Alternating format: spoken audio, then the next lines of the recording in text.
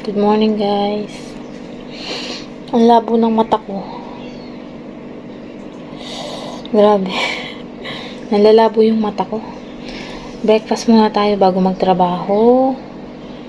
Mamayang gabi pala, uwi na rin sila, guys. So, hindi naman bukas uwi. Mamaya ulit.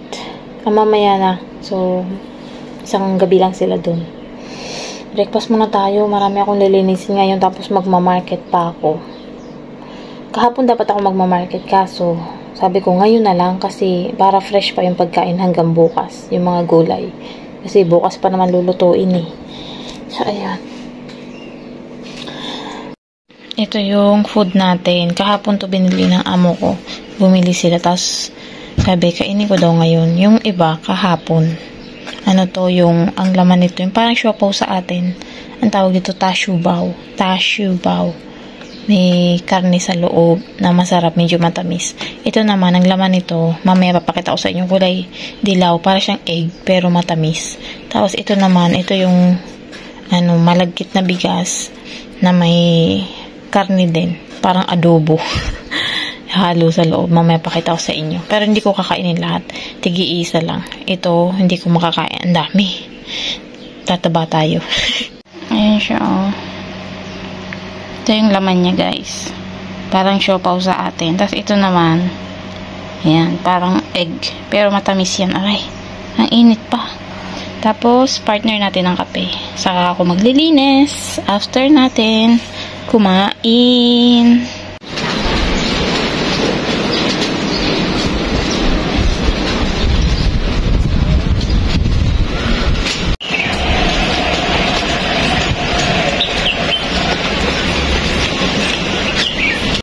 Sa market, uwian na.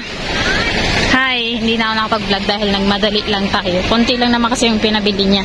Tapos bumili rin ako ng saging at saka ng kamatis para sa akin. May nakita sana ako na damit, $24. Maganda. Kasi ano siya, t-shirt na parang malamig suotin ba. Tapos malambot yung tela niya. Sabi ko, mamaya pagbalik bibilin ko pag meron pa. Tapos, nakakita ako ng saging at saka kamatis. Yun na lang yung binili kong makakain. Hayaan mo na yung t-shirt. May susuotin pa naman ako. Nakyutan lang kasi ako dun sa style niya. Parang ano, ang lambot niyang suotin. Ay, iwas-iwas muna tayo dyan. Saka na. Pagkain muna. Wala kasing kamatis sa bahay. Kaya bumili akong sarili ko. Para yun yung merienda ko pag nagutom ako. Tsaka yung saging. Ayun. Tapos na mamalingki. Ay, meron dong isang Pinay, guys, na nabilihan ko.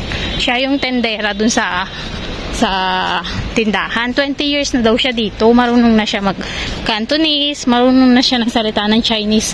Tapos magsulat. Marunong na rin siya. Sabi ko, ba't hindi pa siya citizen? Sabi niya, mahirap daw mag-apply ng citizen dito. So, sabi ko, grabe, ang tagal muna. Tapos, isang amo lang yun, guys, ha. All around din siya. Siya din yung naglilinis nung hanggang 3 floor daw yung bahay. Doon na mismo sa tindahan na yun. May tindahan, mayroon pa daw siyang matanda na inaalagaan. Grabe no, sakripisyo, 20 years. Ay, wala pa rin bang ipon pag ganun? 20 years na. Ay, ang cute ng lemon, guys. Tingnan nyo, may bunga, oh. Ang cute, oh, mga bugambilya. Ay, alam nyo naman ang kahinaan ko, halaman. Ang dami, oh.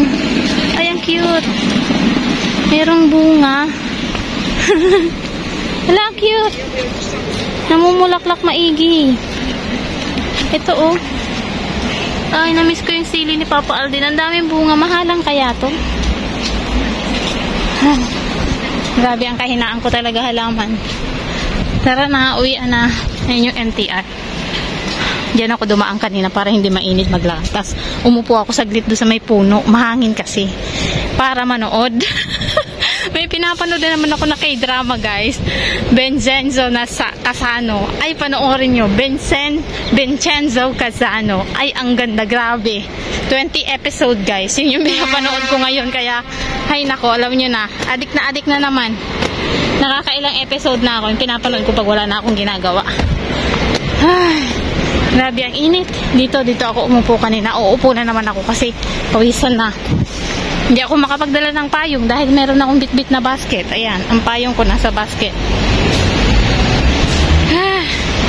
Tapos may dala ako cellphone, nagbablog. So, kung di tayo makapagpayong, dito na lang tayo muna upo. Magpapalamig-lamig. Kainin ko yung isang saging.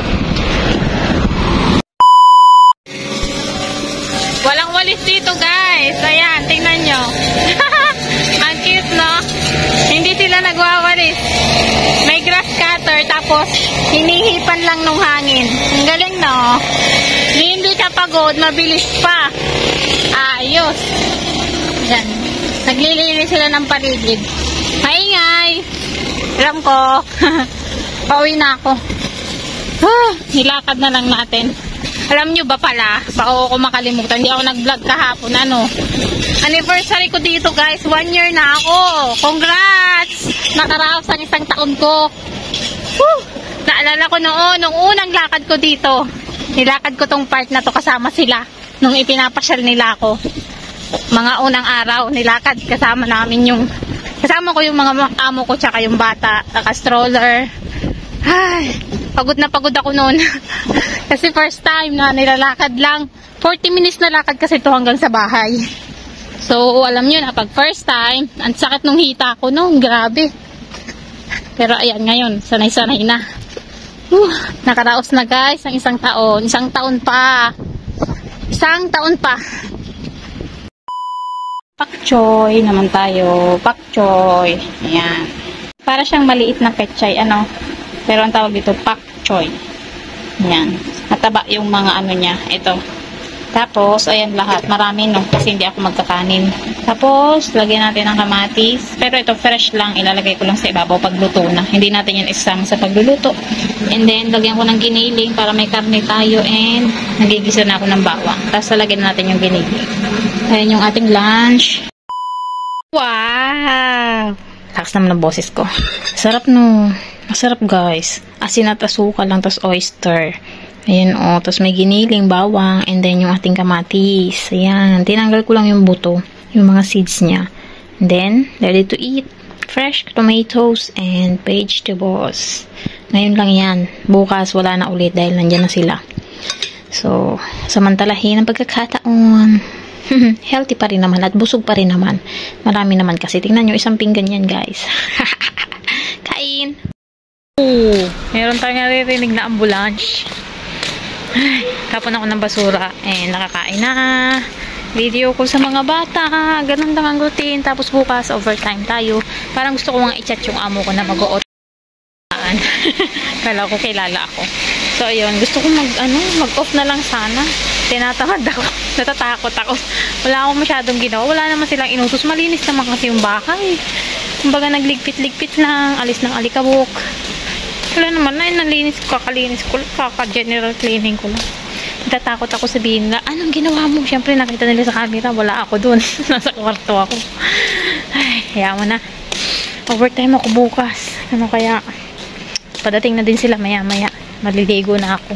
Pasok lang sa kwarto. Baka maaga silang bumalik kasi may pasok bukas. Yung bata. Yung bata. Linggo pala. Yung amo ko. So, ayun na yung vlog, guys. Mamaya ulit sa kwarto.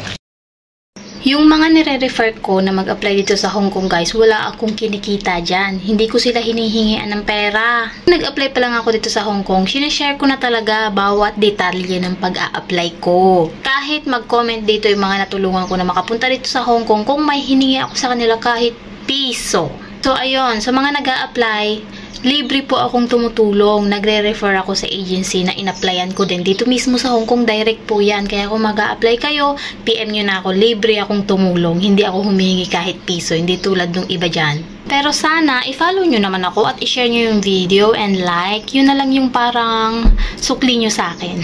Charot. So, ayan, follow for more and share. Salamat! Guys, wala po akong hinihinging bayad dun sa mga yon. Actually, kung nanonood talaga kayo sa aking mga vlog, is noon pa, nung unang araw parang na pag-a-apply ko, naka-upload na yan dito sa YouTube. So, naisipan ko na i-share lahat kasi alam ko kung paano ang hirap ng pag-a-apply na wala kang kahit anong idea. Naranasan ko kasi. So, talagang sinishare ko siya and content ko na rin. Kung baga, sa YouTube, nagbablog ako, may kinikita ako, nakakapag-share pa ako sa inyo ng information, ng pag-a-apply. So, sa mga gusto mag-apply, syempre magandang para sa mga domestic helper, kung magda-domestic helper ka na lang din, diba? Dito na sa Hong Kong kasi malaki yung sweldo. So, yun yung ibig kong sabihin.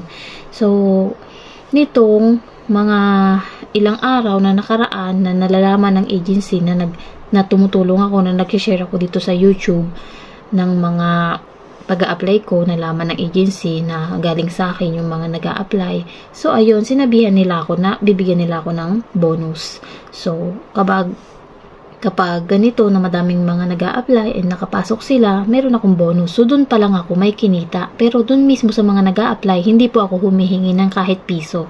So, mali yung nagsabi na parang nagre-recruit ako at may nakukuha akong pera dun sa mga nag-a-apply. Wala po. So, ayun, nililinaw ko lang. Salamat. Don't forget to follow, subscribe, and like. Salamat. Bye-bye. Follow me sa Facebook page. Salamat.